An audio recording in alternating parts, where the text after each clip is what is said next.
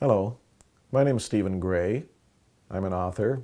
I've recently written a book called Returning to Sacred World, a spiritual toolkit for the emerging reality.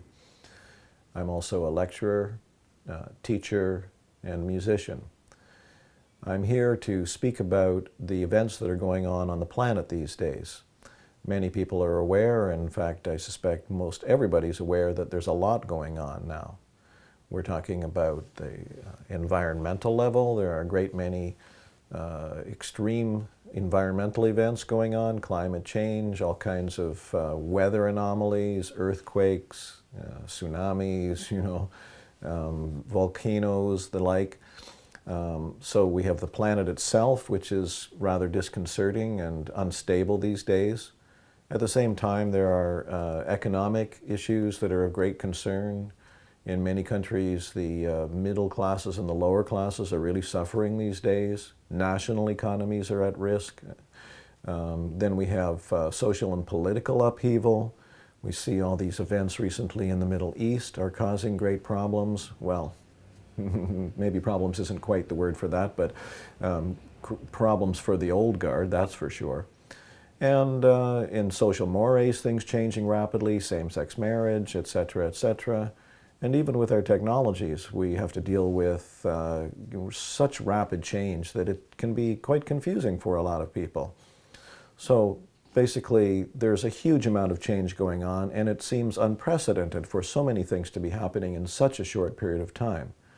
And of course, this can be very disconcerting. So the question is, how do we deal with it? Well, I'm here to offer a hopeful vision about how we deal with that, with all these events. First of all, I'd like to say that we basically, as humans, have, to put it maybe oversimply, we have two directions or choices to deal with. The one direction is, we've seen this a lot, is to attempt to deny what's going on, attempt to ignore it, hide out from it, just carry on with things, kind of what Buddhism calls the animal realm, where you just don't look at either direction, you just keep plowing along. Anger, fear, blaming other people, wanting to return to an imagined, perhaps, well, almost certainly non-existent vision of a past which was safer. That's the one direction. The other direction that we have available to us is to open up to what's going on, to stay present as much as possible, to try to open our hearts, to try to look around and see how we can participate in making this a sane and sustainable planet, how we can help with the waking up process on this planet. So this dichotomy is facing us, and it's real, what I'm saying, because so many people are going either direction at this time. So the hopeful vision part of it is that it may not be accidental or random at all that these events are happening. In fact, it may be a situation that was or is inevitable, that these events would come to a head at this time. They're kind of a karmic coming home to roost of events. And in fact, these events have been long predicted by many people. Now, I know a lot of people have trouble with the concept that you might actually be able to say something about events that apparently haven't happened yet, the future. However, I would ask you to at least consider this possibility. All around the planet, from groups of people, what you might call indigenous people or tribal people who never met each other in every continent of the world, they all have predictions, or what we would call prophecies, about this time. And they go back a long way. They've been passed down from generation to generation. Many of them predate, some by a long shot, the coming of the Europeans to their part of the world. And although there are many variations to them, there is a commonality to many of them as well. And it goes something like this. They predicted the coming of the Europeans. They predicted that that would be accompanied by a period of great suffering for their people. In many cases, they foresaw the near complete destruction of their people.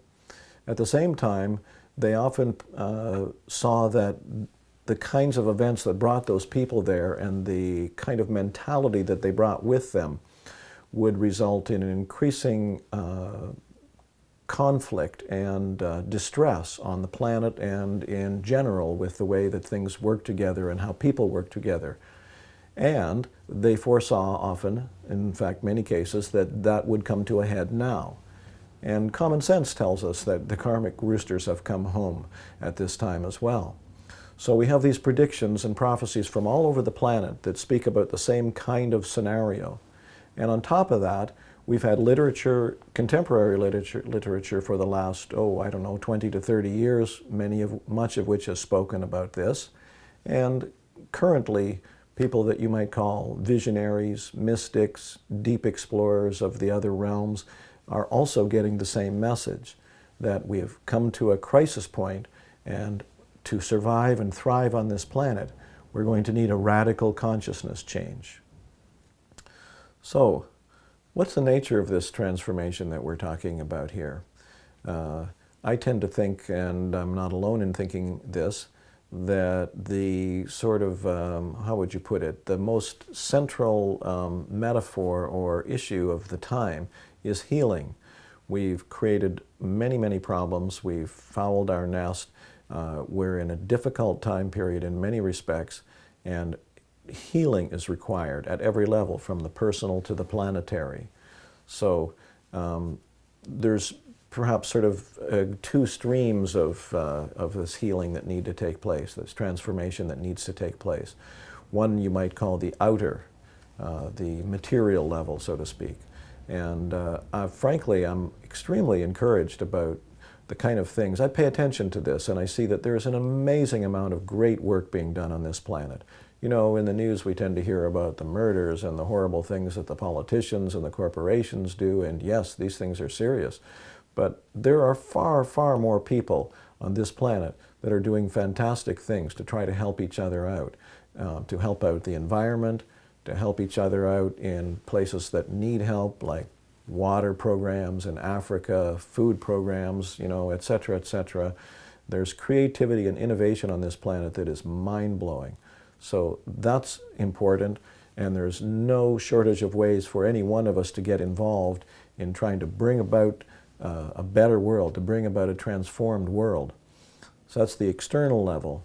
On the what you might call the internal level or the inner level, voices have been speaking for millennia to say that the inner transformation process is the ground or foundation which really creates change for ourselves and, of course, in this case, for the whole planet. So the inner transformation process is the ground, and I want to address that a little bit more in these talks. So clearly there's so much to be done to heal the planet and its people at every level. On the inner level, the question might be, you yourself may be asking, well, how? How do I make this journey? How do I make this transformation? Well, first of all, I want to say that the foundation principle of this is, and I like to use, I have a background in Buddhism as well as some other streams of paths of awakening, and I like the way the Buddhists put it. They say that we are already awake by nature. Buddha essentially means awake, and so they say that that is our true state, our natural state, our unconditioned state, the primordial state, so to speak, is that we are awakened beings. And all we need to do is not be somebody different or change who we are. We just need to uncover the obscurations, the veils of obscuration that have kept us from understanding this about ourselves and seeing reality as it is. One of the Buddhist teachings that I remember that I always liked is, when you see through illusion, you land on what is. So the point of that is that this awakening is our natural state and is accessible to all of us. So how, though? Okay? There are no doubt many good paths, and I've encountered a few myself that I've worked with in depth. There are no doubt many others which I have not encountered or have not worked with, and so I can't speak about them. But the three that I do wish to speak about in these talks are three that I consider to be nearly universal, not all quite as universal as each other, but accessible paths that may be particularly effective at this time. And those are the following. One is what I would call simple mindfulness awareness meditation practice. The second one is prayer, particularly as it's understood by indigenous people that I've encountered and worked with. And the third one, and of course the most controversial for many, but also with great potential when used wisely in the right context, is sacred plant medicines, visionary, healing, teaching, psychoactive plant medicines.